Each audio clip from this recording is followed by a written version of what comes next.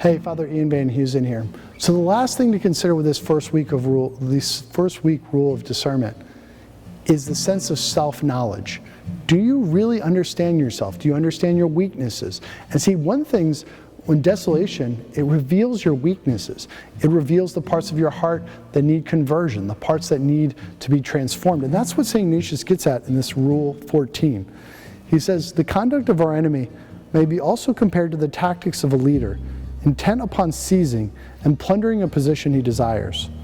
A commander and leader of an army will encamp, explore the fortifications and defenses of the stronghold, and attack at the weakest point. The devil attacks at the weakest point.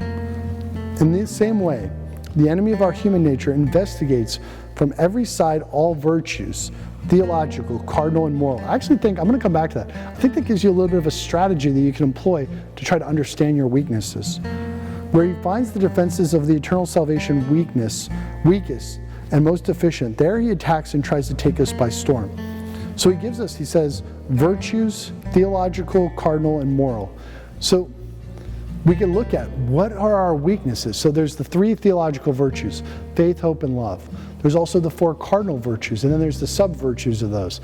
Prudence, justice, fortitude or courage, and temperance when it relates to food and pleasure.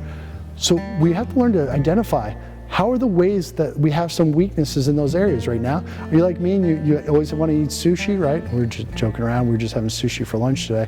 But seriously, where are your weaknesses? Where are the areas where you fall short? Come to that sense of self-knowledge. And that's what the enemy is going to reveal to you when he attacks you in desolation. So you need to learn from your desolation in times of preceding consolation. Amen.